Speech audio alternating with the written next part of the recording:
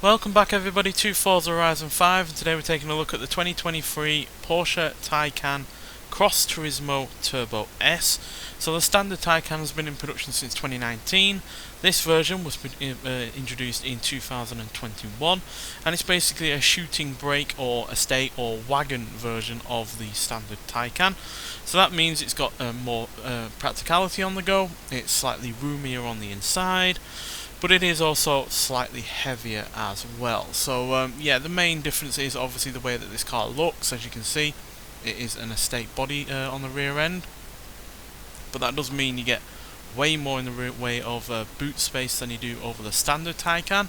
Now granted, it's nowhere near as spacious as other estate cars from like Mercedes or BMW, but you still get 446 litres of space, which is up from 407 over the standard Taycan. So definitely more practical in terms of rear space, and you've also got a little bit more in the way of headroom due to the different rear end. So you get an extra 36mm of headroom. No extra leg room, but you do get that little bit of extra headroom, which ultimately does, you know, make the car feel that little bit more spacious. And yeah, still nice enough in the rear as the standard car is.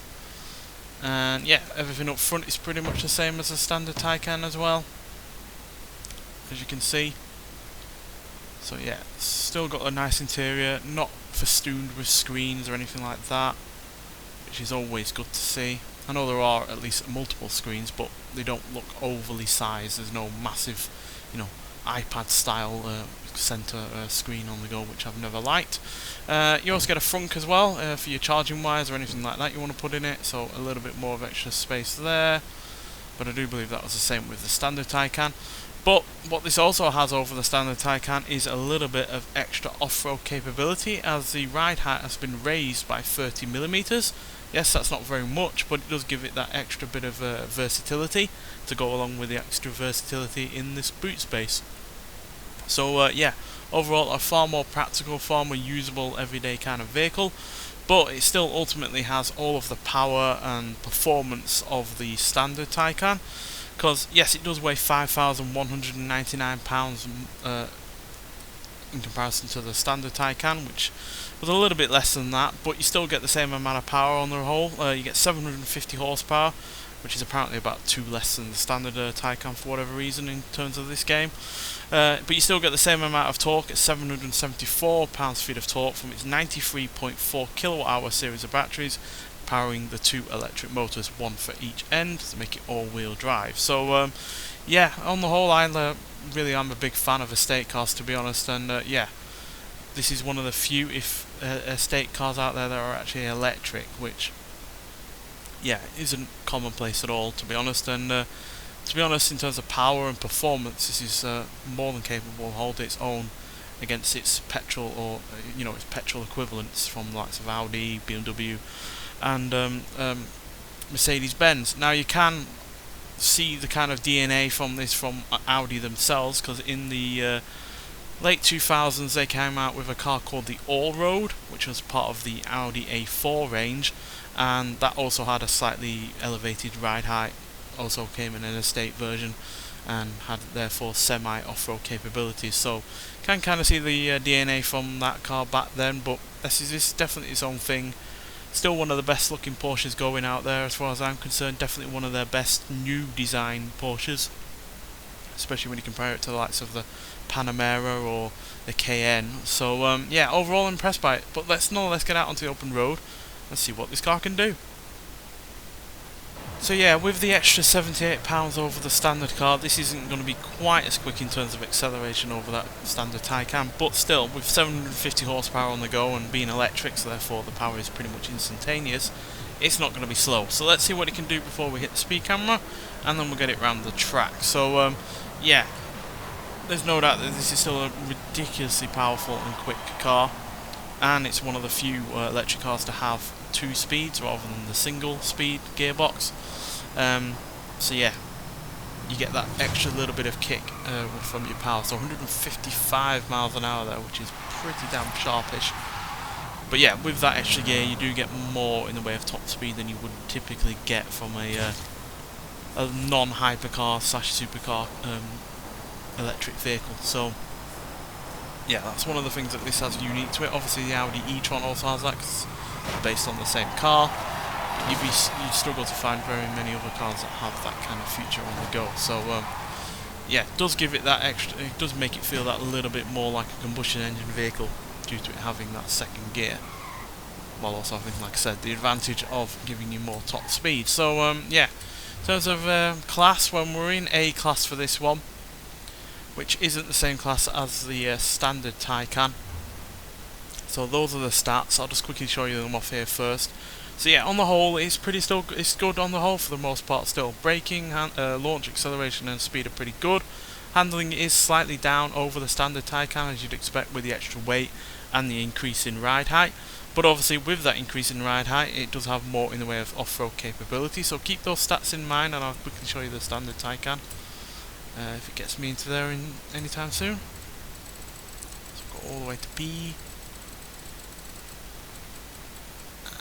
So yeah, as you can see, the standard Taycan has 0.3 extra in the way of handling, but it's 1.3 I think less than the, oh no, nearly 2 actually I think, in terms of off-road capability. But as you can see, braking, launch, acceleration and speed are all at the same. So yeah, it's on the whole a pretty similar car. It just has that extra bit of versatility at 1.5 more in terms of off-road capability. But that is only the really major difference outside of the handling being slightly less, to be honest. So yeah, so on the whole, this does drive as well as the standard Taycan for the most part.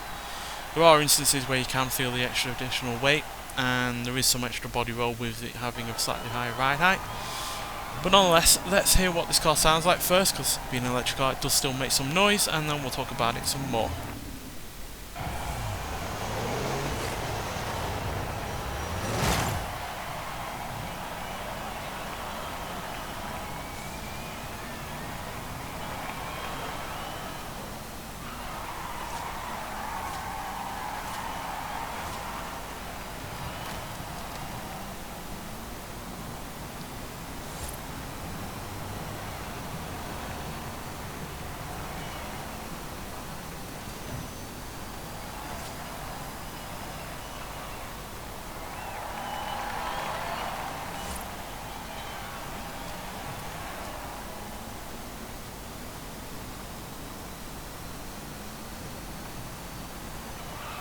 So yeah, you can feel the extra weight in here and there, but it's not dramatic whatsoever in that regard. And yes, it has the extra ride height, which doesn't give it the best body control, but neither is it the worst that I've ever seen, especially for a car that weighs as much as this, which is obviously a lot more than your combustion engine estate cars out there.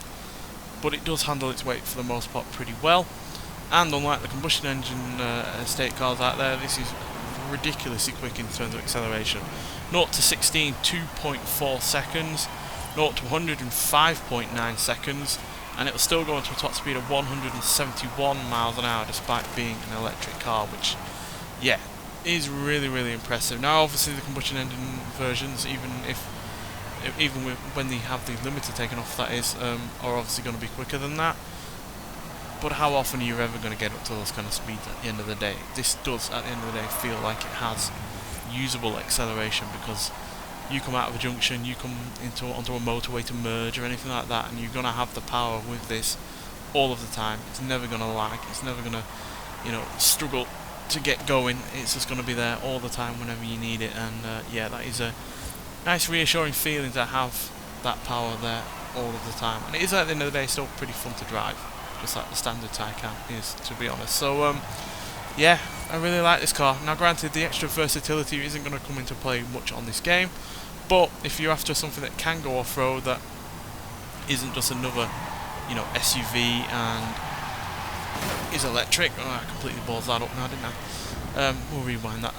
But yeah, if you want that extra bit of versatility, that bit of extra off-road capability, and you just don't want another SUV, then this is going to be right up your street, and it is right up my street, to be honest, because I do like estate cars, and a fast estate car with some uniqueness to it, being electric, being a Porsche, and yeah, having those 2 gears, while still having all of the advantages of the standard Taycan. Still got rear wheel steering, still got plenty of acceleration, still got the double wishbone suspension, and yeah, still got the really good looking looks at the front, while now having a slightly more unique rear end. It's all around a very, very good car, and one that I'm pleased is in the game, even though I would have preferred a completely different kind of Porsche that we've never had before, or any kind of car that we've never had before, to be honest, because at the end of the day, there's not massive differences between this and the standard Taycan. There is just enough differences though to make it an enjoyable car to have and drive. So yeah, you can get this car by getting 20 points in the current festival playlist. It is well worth getting, especially if you are into EVs, which I am. So I'm more than pleased to have another one in this game, especially one that we've not had before in terms of the body type, being an estate car. And yeah, I hope you enjoy it as much as I do. But nonetheless, thank you for watching, and I'll see you in the next one. Bye.